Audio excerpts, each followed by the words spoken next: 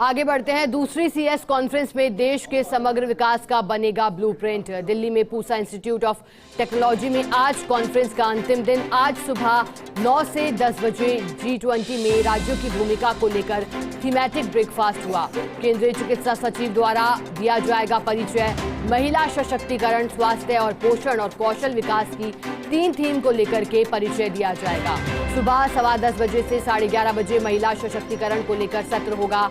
सुबह 11:50 से दोपहर 1:05 तक स्वास्थ्य और पोषण को लेकर सत्र होगा। दोपहर 2:25 से 3:40 तक स्किल डेवलपमेंट की थीम को लेकर सत्र होगा। वहीं दोपहर 1:25 पे उभरती तकनीक को लेकर थीमेटिक लंच होगा। दोपहर 3:40 से 3:55 तक केंद्रीय स्वास्थ्य सचिव द्वारा समावेशी मानव विकास को लेकर सारांश दिया जाएगा। शाम 4:05 से 5:05 तक global geopolitical challenges and India's response को लेकर तीसरा विशेष सत्र होगा।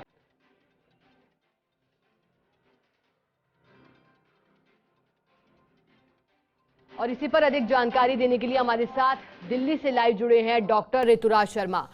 आपसे जानकारी चाहेंगे कि देखिए, दूसरी सीएस कॉन्फ्रेंस काफी अहम है, पूरी देश भर की निगाहें इसी पर टिकी हैं। शाम 5:05 पर पीएम मोदी का उद्बोधन भी होगा। और क्या जानकारी इस पूरी कॉन्फ्रेंस को लेकर आपके पास ऋतुराज जी?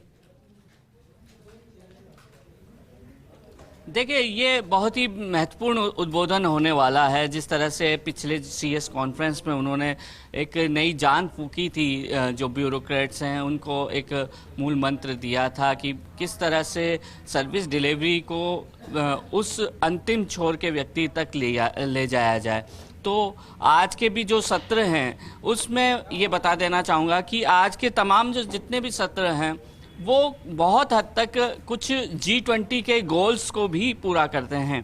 तो जिस तरह से G20 में भारत को प्रतिनिधित्व मिला है 1 साल के लिए और एक सशक्त भागीदारी के रूप में वो देखता है, और ख़ास तौर पे दक्षिण एशिया के से जुड़े जो मुद्दे हैं उनमें वो देखता है, जैसे कि स्वास्थ्य, महिला सशक्तिकरण से जुड़े मुद्दे हैं, पोषण से जुड़े मुद्दे। तो इन तमाम मुद्दों को लेकर राज्यों ने क्या किया है, राज्यों के क्या पैरामीटर्स के अनुसार जो संकेतक हैं उनके अनुसार क्या प्रथम द्वितीय स्थान पर रहे हैं राज्य, उन तमाम मुद्दों को लेकर यहाँ पर चर्चा की जाएगी। साथ ही ये भी यहाँ पर चर्चा होगी कि उस क्षेत्र में नवाचार क्या क्या हैं। तो एक राज्य का नवाचार किस तरह से दूसरे राज्य को प्रभावित कर सकता है, वो प्रेरणादायी बन सकता है और उसे लागू किया जा सकता है। कल हमने देखा कि तमाम जितने भी सत्र थे उसमें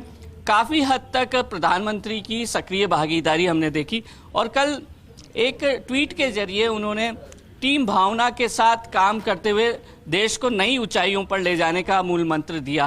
तो ये एक काफ़ी अहम हो जाता है कि जिस तरह से प्रधानमंत्री खुद अपने सानिध्य में तमाम सत्रों का संचालन करते हुए देखते हैं, एक सलाह भरी थपकी देते हैं, एक हिदायत देते हैं और कहीं ना कहीं निर्देश दे देकर बार बार एक विकास का रोड मैप किस तरह से बने और नई भारत की विकास की तस्वीर किस तरह से आगे बढ़े, इसको लेकर बात कहते हैं। तो एक जब सानिध्य प्रधानमंत्री का मिलता है तो निश्चित रूप से एक नए ऊर्जा के साथ ब्यूरोक्रेट्स आगे बढ़ते हुए दिखाई देते हैं। जहाँ तक वैश्विक चुनौतियों की बात है, तो जिस तरह से बड़ा मसला आतंकवाद का भी रहा है, सीमा पार आतंकवाद का रहा है, इसके साथ साथ जो सामाजिक मसले हैं, खासतौर पे सामाजिक सुरक्षा से जुड़े मसले या स्वास्थ्य से जुड़े मसले, पोषण से जुड़े मसले, बच्चों के विकास से जुड़े मसले या महिला सशक्तिकरण से जुड़े मसले, इन तमाम बिंदुओं को यहाँ पर छुआ जा रहा है ताकि जब एक चुनौती के रूप में सामने आए, क्योंकि इतने साल आज़ादी को हो गए और अभी भी कई समस्या जस की तस एक तरह से बनी हुई है, तो उसमें एक ग्लोबल लीडर के रूप में किस तरह से देश अपनी भूमिका निभा सकता है और इसमें राज्यों का कितना योगदान रह सकता है, इन तमाम मुद्दों को लेकर यहाँ पर मंथन किया जाएगा। और जो अंतिम जो सत्र होगा उसके बाद जो पीएम मोदी का उद्बोधन है वह खास तौर पर देखने लायक होगा और उसमें क्या मूल मंत्र दिया जाता है कि किस तरह से इन वैश्विक चुनौतियों को राज्य निपटते हुए एक समग्र विकास, देश का समग्र विकास किस तरह से आगे बढ़े, उसकी रोड मैप, उसकी तस्वीर यहाँ पर बयां करते हैं। जी शिखा ऋतुराज जी, अगर 2 दिन की सीएस कॉन्फ्रेंस का पूरा निचोड़ देखा जाए तो इस पूरे निचोड़ में आखिरकार क्या बात निकल करके सामने आ रही है? क्योंकि लगातार जैसे आप भी जानकारी दे रहे हैं, विकास की 3 थीम पर परिचय दिया जाएगा, चाहे बात महिला सशक्तिकरण की हो, स्वास्थ्य की हो, पोषण की हो। ये तीनों ही ऐसे बिंदु हैं जो काफी अहम हैं और इनमें जो लगातार बदलाव की बात है वो भी की जा रही है। तो क्या पूरा जो 2 दिनों का आयोजन है, इसका पूरा निचोड़ क्या अब तक निकल पाया है ऋतुराज जी?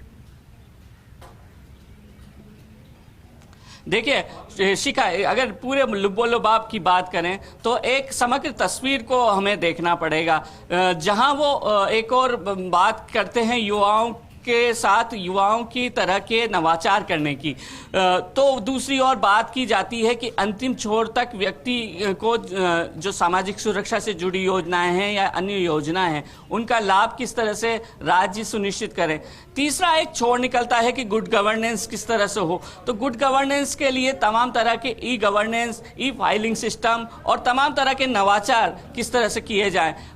कलेक्टर जो जिले में नवाचार करते हैं या जो पिछड़े जिलों में उत्थान की कोशिशें करते हैं, उन्हें एक समग्र और समावेशी दृष्टिकोण के साथ किस तरह लेकर आगे बढ़ाया जाए, वो एक तमाम राज्यों के लिए नजीर बने। इन तमाम बातों को लेकर यहाँ पर निचोड़ निकल रहा है। दूसरी बात खास तौर पर ये देखने को सामने आ रही है कि आधुनिक विश्व और आधुनिक भारत की जितनी भी समस्या है उनको सुलझाने के लिए या उन पे आगे बढ़ने के लिए, खास तौर पे हम रोजगार की बात करें, स्किल डेवलपमेंट की बात करें, तो ऐप आधारित या नई तकनीक के आधारित किस तरह से इस्तेमाल करके आम आदमी की जिंदगी में बदलाव लाया जा सके, उनकी बेहतरी जिंदगी में लाई जा सके, इस पर पूरा फोकस है। और इसके जरिए सर्विस डिलीवरी का एक भरा पूरा ढांचा जो कि देश भर में एक संवेद रूप में सामने आए, वह फोकस है। और कल